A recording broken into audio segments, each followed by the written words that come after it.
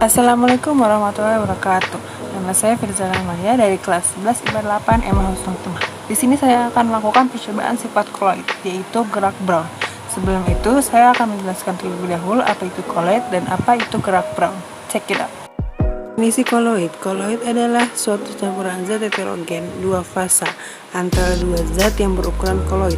Fase terdispersi atau yang dipecah, tersebar secara merata di dalam zat lain. Ukuran partikel koloid berkisar antara 1 sampai 100 nm.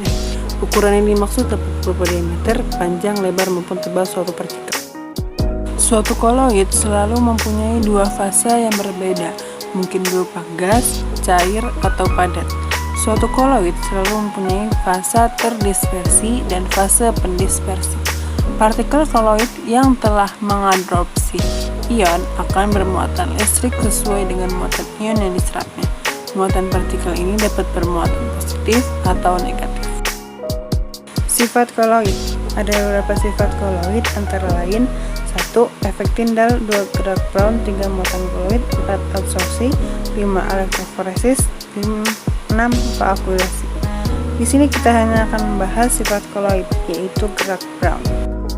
Gerak Brown adalah gerak acak, gerak tidak beraturan, atau gerak zigzag partikel koloid. Partikel koloid hanya dapat bergerak dengan sedikit, tetapi karena adanya tumbukan dengan molekul-molekul fase pendispersinya, gerakannya akan berbentuk zigzag. Ini disebut dengan gerak Brown. Gerak Brown pada sistem koloid menyebabkan partikel-partikel koloid tersebut merata dalam medium pendispersinya dan tidak mungkin memisah meskipun didiamkan. Contoh gerak Brown yang paling mudah diamati adalah pada susu.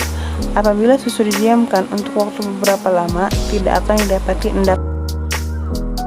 Ini adalah alat dan bahan yang dibutuhkan untuk percobaan.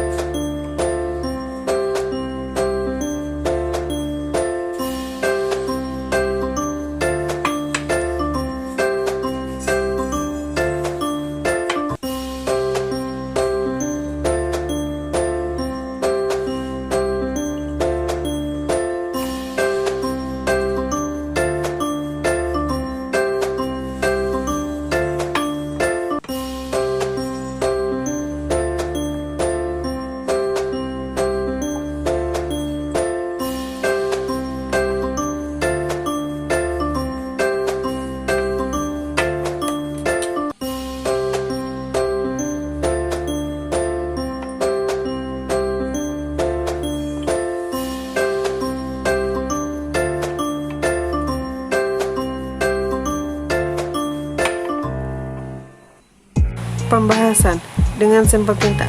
Tinta merupakan suatu jenis koloid sol. Sol merupakan jenis koloid di mana fase terdispersinya berupa zat padat, sedangkan medium pendispersinya berupa zat cair atau zat padat.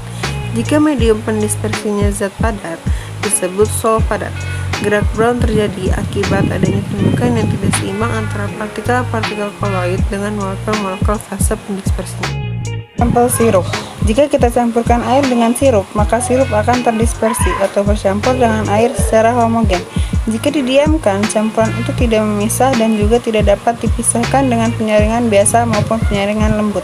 Secara makroskopis maupun mikroskopis, campuran ini tampak homogen. Tidak dapat dibedakan mana air dan mana sirup. Campuran seperti inilah yang disebut larutan. Berdasarkan ukuran, semakin kecil ukuran partikel koloid, semakin cepat gerak Brown yang terjadi. Demikian pula sebaliknya, semakin besar ukuran partikel koloid, semakin lambat gerak Brown yang terjadi. Berdasarkan suhu, semakin tinggi suhu sistem koloid, maka semakin besar energi magnetik yang dimiliki partikel-partikel medium pendispersinya. Akibatnya, gerak Brown dari partikel-partikel fase terdispersinya semakin cepat. Demikian sebaliknya, semakin rendah suhu sistem koloid, maka gerak Brown semakin lambat. Kesimpulan. 1. Gerak Brown adalah gerak partikel koloid dalam medium pendispersi secara terus-menerus karena adanya tumbukan antara partikel zat terdispersi dan zat pendispersi. 2. Percobaan dengan sampel tinta yang menghasilkan tumbukan yang menandakan adanya koloid pada gerak brown. 3. Percobaan dengan sampel sirup terlihat tidak menimbulkan tumbukan atau non-koloid. Sekian video tentang percobaan gerak brown yang saya lakukan hari ini. Semoga bermanfaat. Kurang lebihnya mohon maaf. Wassalamualaikum warahmatullahi wabarakatuh.